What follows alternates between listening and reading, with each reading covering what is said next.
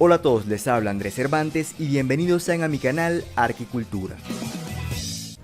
Es momento de ver en detalle la evolución y las partes de una de las catedrales más grandes de América, la Catedral de la Asunción de María en Ciudad de México. Comenzamos esta historia en el siglo XVI, poco después de la caída de la ciudad de Tenochtitlan ante los españoles, cuando se le encargó al español Alonso García Bravo el trazado de la nueva ciudad, dejando, al igual que en otras ciudades españolas, una plaza llamada Plaza Mayor. Para mantener el control de la zona era necesario borrar la cultura existente e instaurar la de los conquistadores. Así que había que destruir el recinto ceremonial y los palacios. Las piedras de estas construcciones servirían para las nuevas construcciones de la ciudad. En 1524 el Templo Mayor se desmontó piedra a piedra, y con estas se inició la construcción de una iglesia católica, que fue terminada en 1526 mirando al occidente. En 1534 la iglesia de la plaza se elevó a catedral, es decir, que pasaría a ser la sede de un obispo, el cual estaría al frente de la diócesis de México. Alrededor de 1545, la diócesis de México es elevada a la categoría de arquidiócesis, acogiendo a otras diócesis vecinas. Por esta razón, el obispo de la Ciudad de México recibió el título de arzobispo, y su catedral pasó a la categoría de catedral metropolitana. En 1552 se inició la gestión para una nueva catedral, quedando la vieja catedral poco a poco en el abandono. En 1571 se iniciaron las obras de la nueva catedral.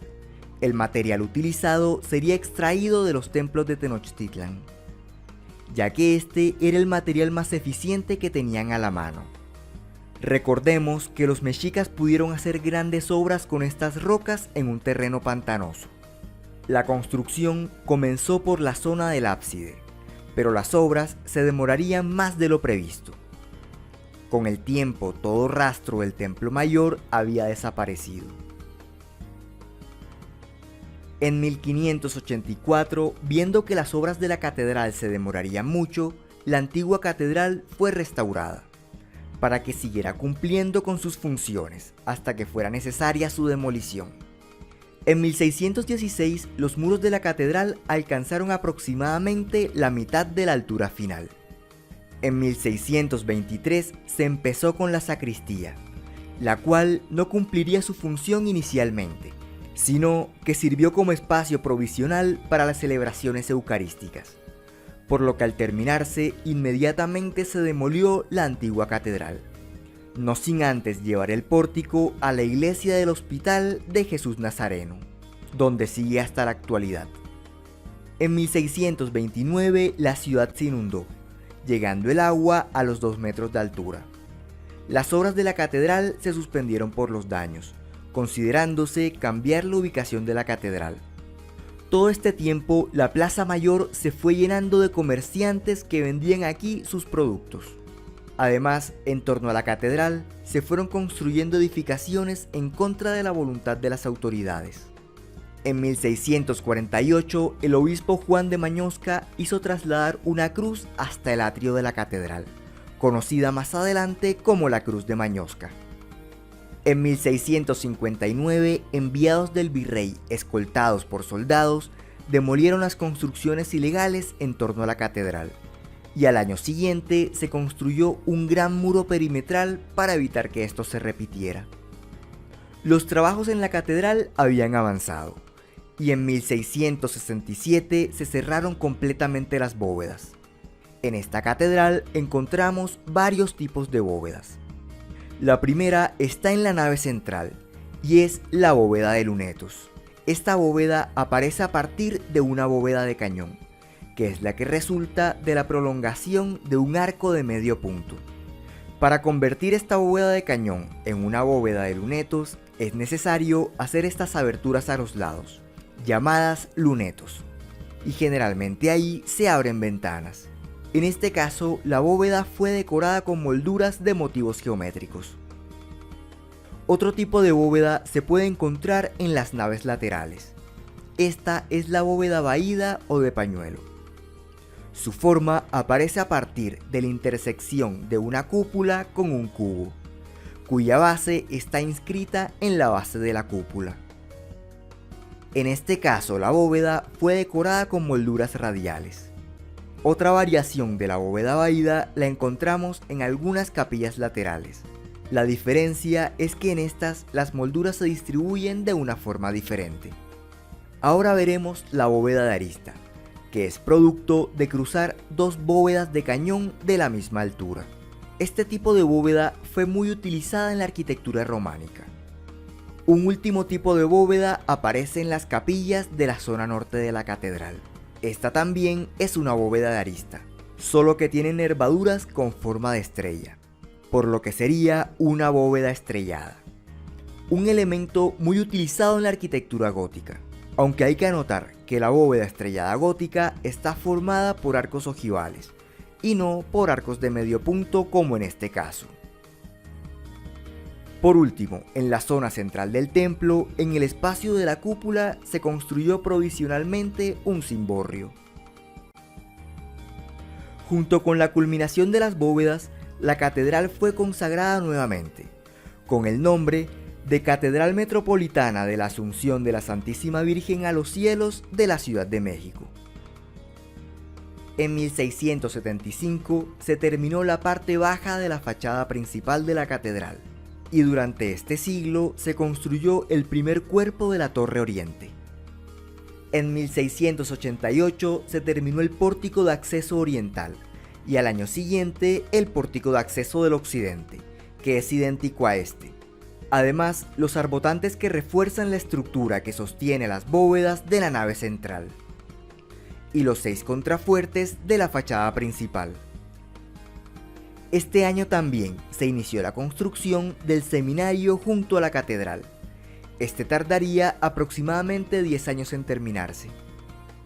Es hora de ver la catedral por dentro y las capillas que la componen, las cuales no necesariamente fueron terminadas en esta época, por lo que a continuación veremos una apariencia más cercana a su estado actual. Primero tenemos la Capilla de los Santos Ángeles, ubicada debajo de la torre occidental, y está cubierta con una bóveda estrellada. La capilla original fue destruida en 1711 por un incendio, y la actual es de 1713. Seguimos con la Capilla de los Santos Cosme y Damián. Su cubierta es una bóveda de arista sencilla, y en ella se ve un retablo que incorpora algunos elementos neoclásicos y pinturas que representan la vida de estos dos santos. Junto a esta capilla está la Capilla de San José. Tiene un retablo barroco que estaba en la antigua iglesia de Nuestra Señora de Montserrat. Aquí hay que resaltar una imagen de Jesucristo procedente de la primera catedral, popularmente conocida como el Señor del Cacao. Continuamos con la Capilla de Nuestra Señora de la Soledad. Esta fue cubierta con una bóveda estrellada, y aquí resaltamos en su retablo las columnas salomónicas y las pinturas que datan de la década de 1670. Ahora veremos la Capilla del Señor del Buen Despacho. Aquí nuevamente aparece la bóveda vaída, pero con una distribución de moldura diferente a las de las naves laterales.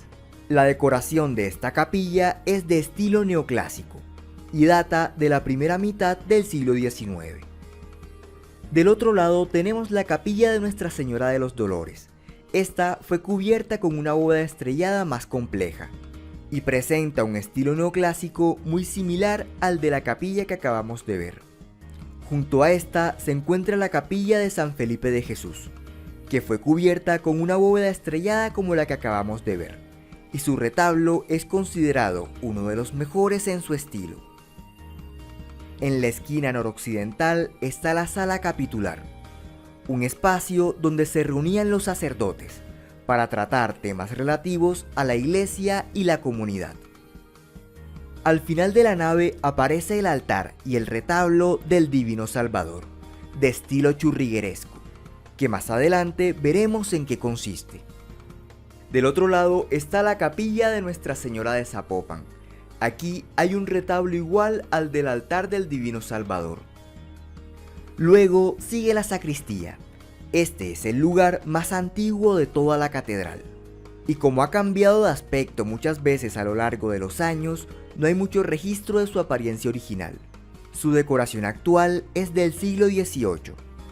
En este lugar se guardan los elementos necesarios para la celebración de la Eucaristía. Junto a esta se encuentra la capilla del Santo Cristo y las reliquias. Aquí hay un altar barroco donde se custodian las reliquias de diferentes santos. Y además, lo que por tradición se dice que es una espina de la corona de espinas y una astilla de la Veracruz. Ahora veremos la capilla de San Pedro, donde se encuentran dos retablos donde se exalta la vida del apóstol Pedro. Seguimos del otro lado con la capilla de Nuestra Señora la Antigua. Aquí aparece otra vez la bóveda vaída, y esta capilla fue remodelada en estilo neoclásico alrededor de 1718. Junto a esta podemos ver la capilla de Nuestra Señora de Guadalupe. Sus altares neoclásicos son producto de una renovación que se llevó a cabo en esta capilla alrededor de 1809. A continuación veremos la capilla de la Inmaculada Concepción. En esta se encuentra un retablo barroco con pinturas de forma ovalada, aunque este no es el original, sino que es resultado de una reconstrucción que se efectuó durante el siglo XX. Ahora veremos la capilla de San Isidro. Del estado original de esta capilla no se tiene mucho registro, ya que sería modificada más adelante con la construcción del Sagrario Metropolitano. Por último está la capilla de Nuestra Señora de las Angustias de Granada. Esta se encuentra debajo de la torre más antigua. Sus altares son de estilo churrigueresco y fue cubierta con una bóveda estrellada. Todas las capillas perimetrales fueron cerradas con una reja ornamentada en la parte superior, incluyendo el nombre de la capilla. En 1696 se construyó en medio de la nave central el coro. Este fue hecho de madera y está conformado por dos niveles de sillas ricamente ornamentadas, incluyendo columnas salomónicas. En medio se encuentra el fascistol, una especie de atril para poner los libros de cantos. Estos generalmente tienen 4 caras, una para cada tipo de voz que compone el coro. Al igual que las capillas, este espacio también fue cerrado con una reja. Durante el siglo XVIII, como el templo ya se encontraba plenamente funcional, se disminuyó el ritmo de trabajo en lo que a la fachada se refiere, aunque se continuó con algunas actividades enfocadas a la ornamentación interior.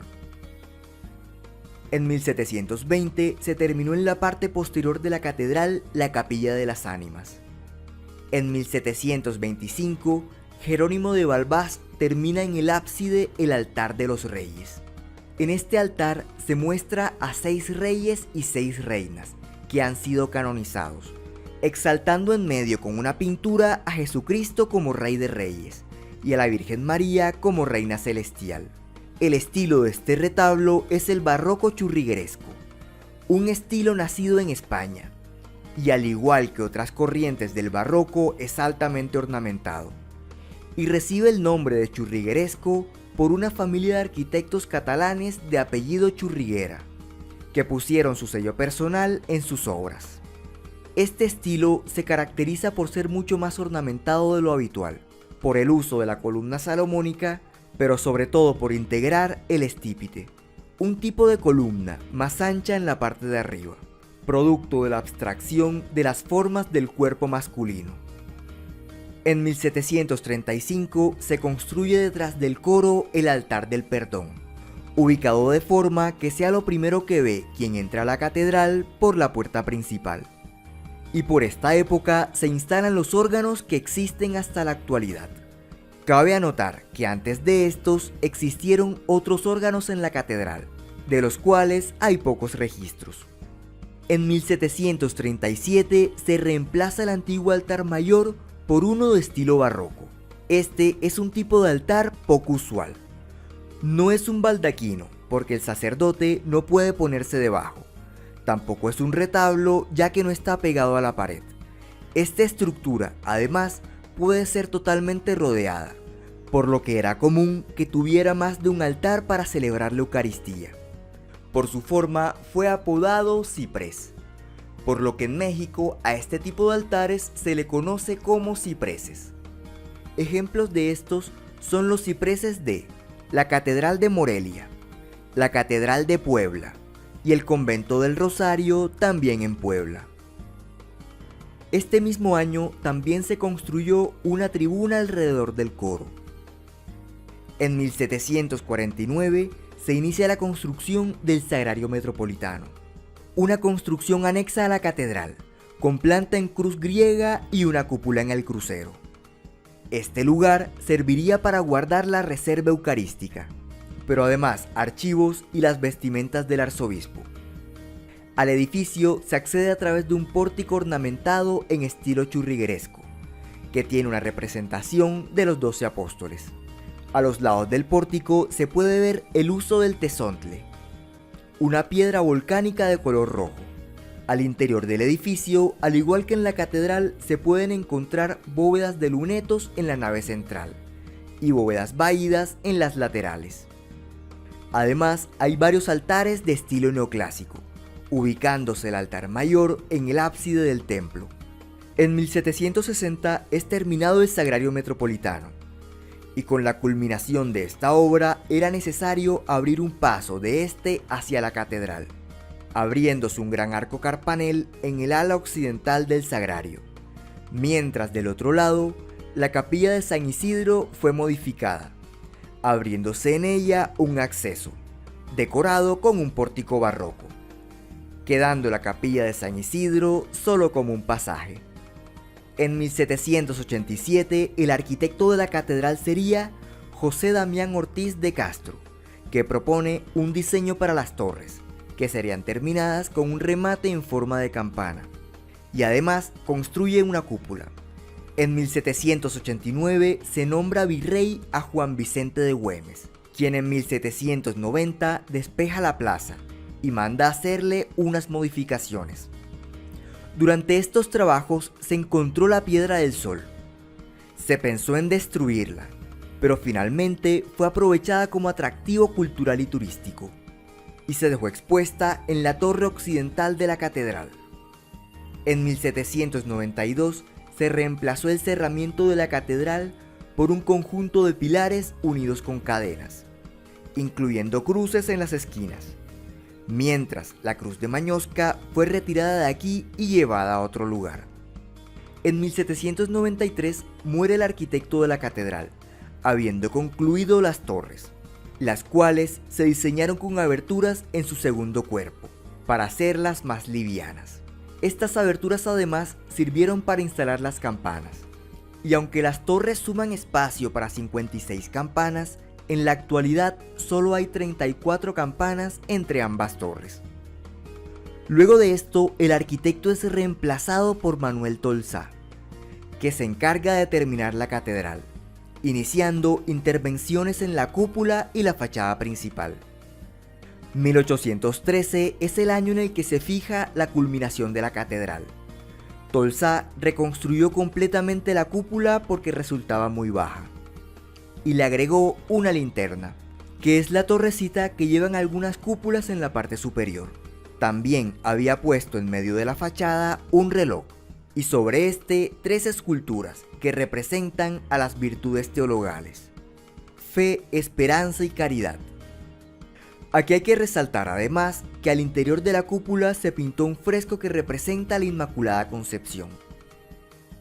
En 1821, con la entrada del ejército trigarante a la Ciudad de México, quedó consumada la independencia de México y se conforma el primer imperio mexicano, bajo el gobierno del emperador Agustín de Iturbide, que fue coronado dentro de la Catedral Metropolitana, aunque este solo duraría un par de años.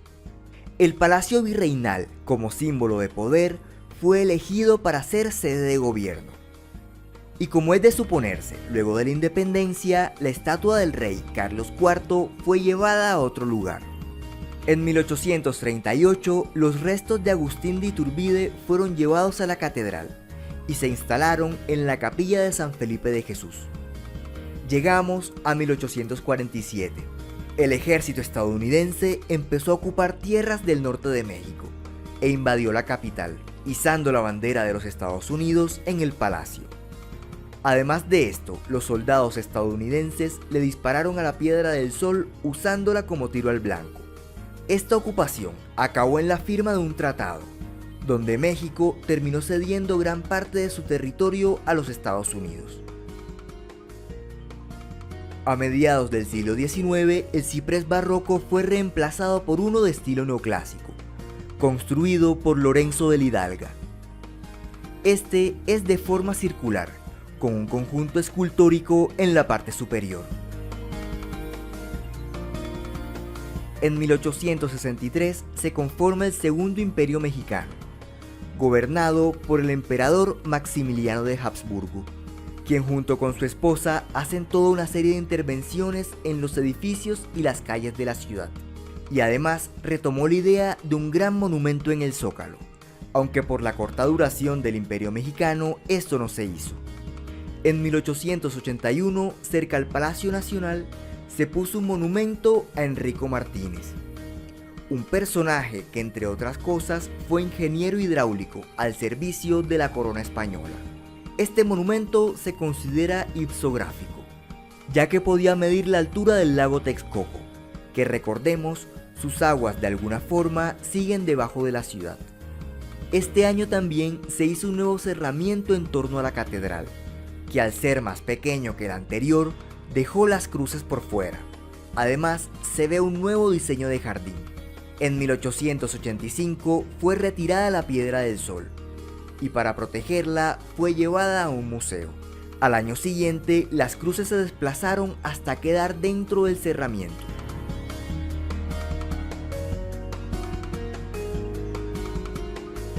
En 1912, la cruz de Mañosca vuelve a estar cerca de la catedral, ahora en la parte posterior del Sagrario Metropolitano, aunque no es la cruz completa, sino parte de esta. El hallazgo de la Piedra del Sol y otros elementos importantes poco a poco fueron arrojando luz sobre el paradero del Templo Mayor, el cual venía siendo buscado por arqueólogos hace mucho tiempo, y se creía que estaba justo bajo la catedral. En 1913, tras la demolición de un edificio, el arqueólogo mexicano Manuel Gamio encontró lo que presuntamente era una esquina del Templo Mayor. Para comprobar la hipótesis, debía excavar alrededor, pero no avanzaría mucho, porque los vecinos no sacrificarían sus casas solo por amor a la historia. Como verán, los fresnos habían crecido mucho, tapando la visibilidad de los monumentos en torno a la plaza. Así que, en lugar de podarlos, en 1914 fueron arrancados de raíz. En 1924 se retiraron los jardines en torno a la catedral, dejando libre el espacio. El monumento ipsográfico fue movido desde su ubicación hasta el extremo noroeste del Zócalo, cerca a la catedral.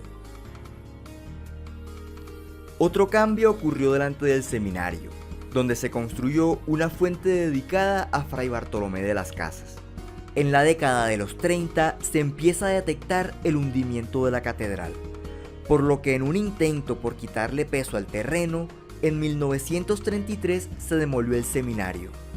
La fuente fue desmontada antes de la demolición y luego se volvió a instalar. En 1937 se terminó dentro de la catedral la cripta de los arzobispos.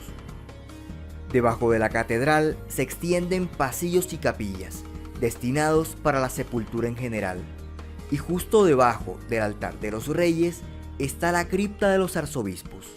Ahí reposan los restos de los obispos desde Juan de Zumárraga, el primer obispo de la ciudad. Este fue quien dio fe de la aparición de Nuestra Señora de Guadalupe. En medio de la cripta hay un altar, y delante de este un cenotafio de Juan de Zumárraga. Un cenotafio es un monumento funerario que simula ser una tumba, pero que no contiene los restos del difunto, que en este caso se encuentran en el primer nicho de arriba a la izquierda. Para la ventilación de la cripta hay rejillas en todo el piso de la catedral, pero la más grande y notoria está delante del altar de los reyes, donde además se lee una inscripción que dice Cripta de los Arzobispos. Por esta época, la fachada oriental del Sagrario Metropolitano estaba inclinándose peligrosamente, así que fue apuntalada mientras se hacían los trabajos correspondientes. En 1943 fue retirado el ciprés neoclásico del altar mayor, para dar mayor visibilidad al altar de los reyes, y se construyó un altar mucho más pequeño.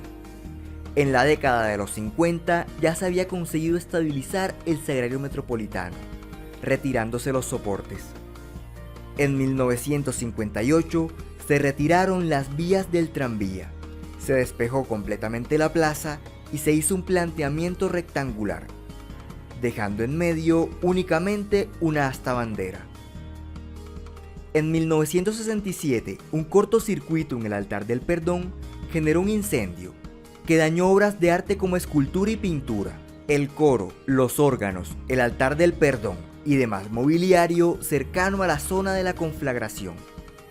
En 1968, durante las obras del metro, se movió la fuente de Fray Bartolomé, desde el espacio público a un lugar dentro del predio de la catedral. En 1970 se inauguró la línea 2 del metro, ubicando debajo de esta zona la estación Zócalo. Es decir, que por esta época aparecen los accesos al subterráneo, uno de los cuales está cerca de la catedral. En 1972 se iniciaron los trabajos para restaurar lo que se perdió durante el incendio.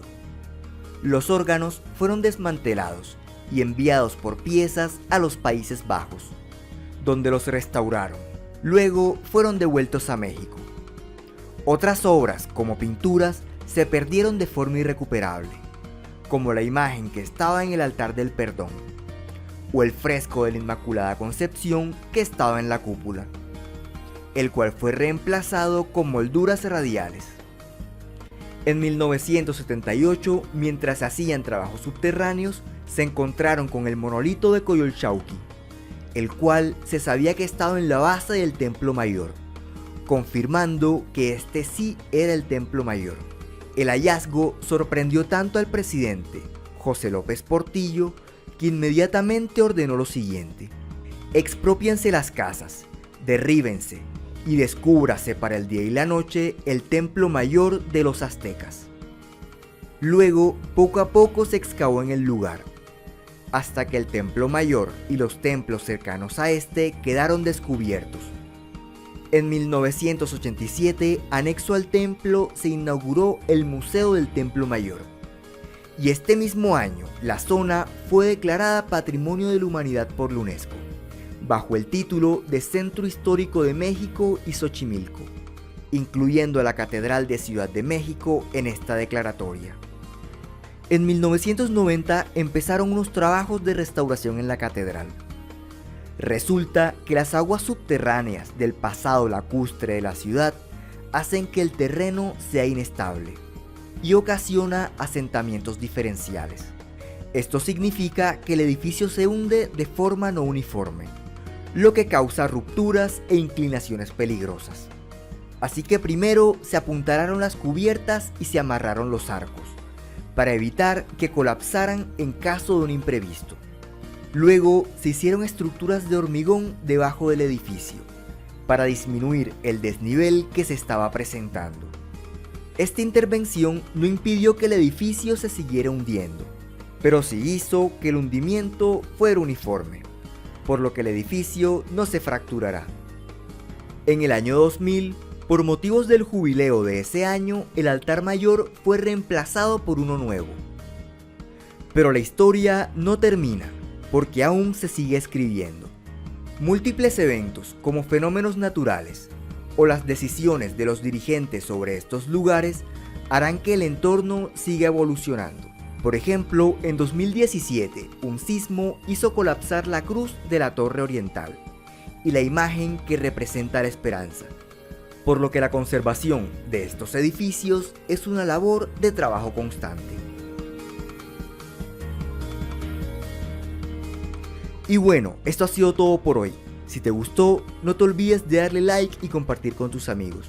Y para que no te pierdas de próximos contenidos, suscríbete a mi canal de YouTube y sígueme en las redes sociales de Facebook e Instagram. Les habló Andrés Cervantes, hasta la próxima.